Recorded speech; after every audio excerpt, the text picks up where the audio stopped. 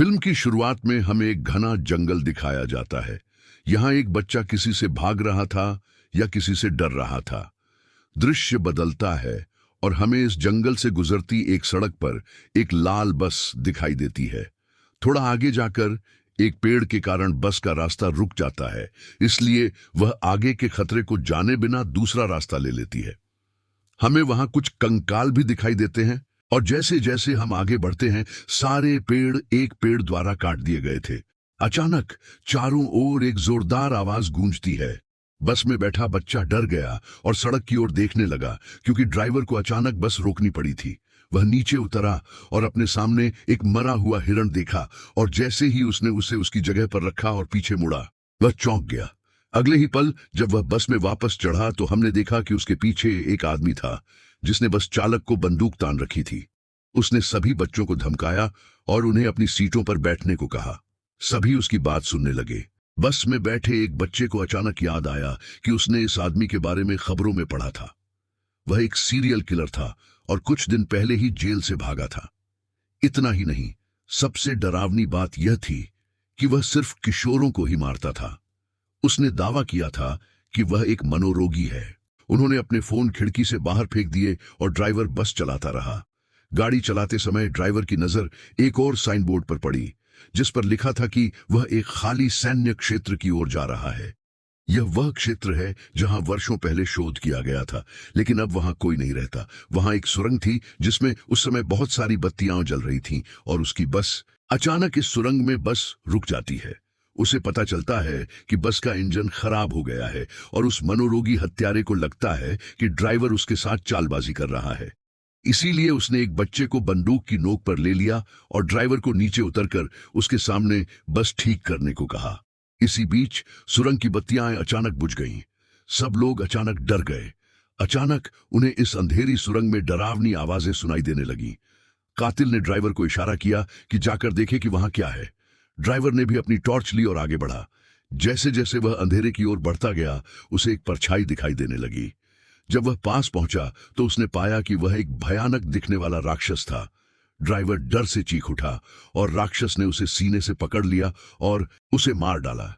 बस के अंदर बैठे लोग यह सब देख रहे थे। हत्यारा भी लड़की को लेकर जल्दी से बस के अंदर आ गया। लोग चीखने चिल्लाने लगे।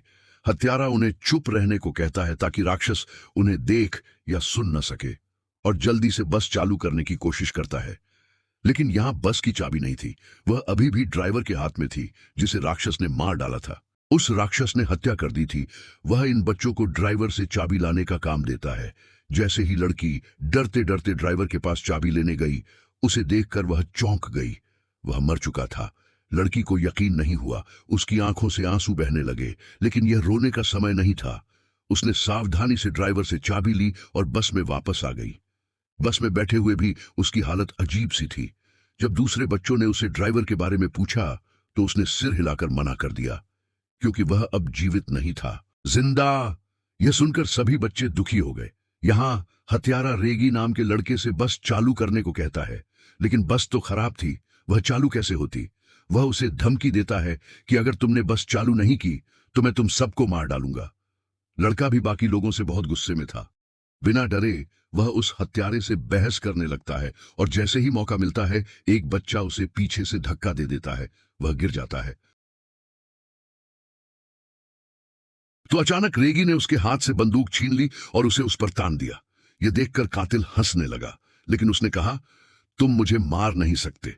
अरे, मारने के लिए बहुत हिम्मत चाहिए होती है, जो तुमने नहीं खोई। इससे पहले कि लड़का कुछ कर पाता, उसे बस की छत से एक आवाज सुनाई दी। इस आवाज ने सबको हिला दिया और कातिल ने उससे फिर बंदूक छीन ली। अब बस से आने वाली आवाजें भी तेज हो गई थीं, जिसकी वजह से सभी बच्चे डर जाते हैं, और गुस्से में हत्यारा बस से उतरता है और चिल्लाने लगता है, तुम जो भी हो अंधेरे से बाहर निकलो, मेरा सामना करो। वह ये सब कह रहा था। अचानक उसकी आवाज रुक गई। उसके चेहरे पर एक अजीब सी मुस्कान आ गई, और अचानक किसी ने उस पर हमला कर दिया। हमलावर ने उसका सिर धड़ से अलग कर दिया। बस के अंदर से बच्चे यह सब देखकर स्तब्ध रह गए। वे चुप थे, क्योंकि वे उस आदमी के सिर पर मौजूद उस भयानक जीव को और उस राक्षस के हाथ में मौजूद उस डरावने जीव को देख सकते थे। उसके हाथ में बहुत सारी तंतुएं थीं जिन्हें उसने उस आदमी के सिर में घुसा रखा था। उन्हें समझ नहीं आ रहा था कि क्या करें। अब इन लोगों ने अपनी जान बचाने के लिए इस बस में ही रहने का फैसला किया। लेकिन तब तक उनकी बस के बाहर से कोई अजीब आवाज सुनाई नहीं दी। बस का दरवाजा चरमराहट की आवाज के साथ खुला और उन्होंने बस की सीट पर उस राक्षस के बड़े बड़े हाथ देखे। वह राक्षस बस के अंदर आ गया था। उससे बचने के लिए वे बस के दूसरे दरवाजे की ओर भागने लगे, लेकिन वह दरवाजा नहीं खुला। उनके हाथ में एक टॉर्च थी। गलती से जब उनका चेहरा राक्षस की ओर गया तो उन्होंने देखा कि राक्षस इस रोशनी से डर रहा है। इसका फायदा उठाते हुए उन्होंने राक्षस को रोशनी से दूर रखा। जब तक उनकी बस का दरवाजा खुला, वे बस से उतर गए। राक्षस की ओर रोशनी रखते हुए वे रोशनी की ओर दौड़ते रहे और एक बंकर तक पहुंच गए। इस बंकर में एक कमरा भी था जिस पर था इस पूरे इलाके का नक्शा। इसे देखकर उन्हें पता चलता है कि यह एक सैन्य अड्डा है, और अगर यह कोई सैन्य अड्डा होता तो यहां एक बत्ती और एक नियंत्रण पैनल जरूर होता। और अगर वे उस राक्षस से दूर रहना चाहते तो उन्हें किसी तरह उस नियंत्रण पैनल को चालू करना पड़ता, ताकि यहां की बत्तियां जल उठें और राक्षस उनसे दूर रहे। और अंत में वे भागने में सफल हो गए। उन्हें नियंत्रण पैनल मिल गया और उन्होंने उसे चालू करने का फैसला किया।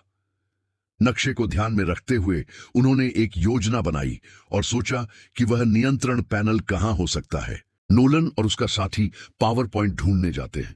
यहां बैठे बैठे ये तीनों अजीब तरीके से समय बिता रहे थे। अब कोई नहीं, ये दोनों लड़के कहते हैं कि मुझे वॉशरूम जाना है। आखिरकार वह डर के मारे नहीं जा सकी, इसीलिए रेगी उसके साथ गया।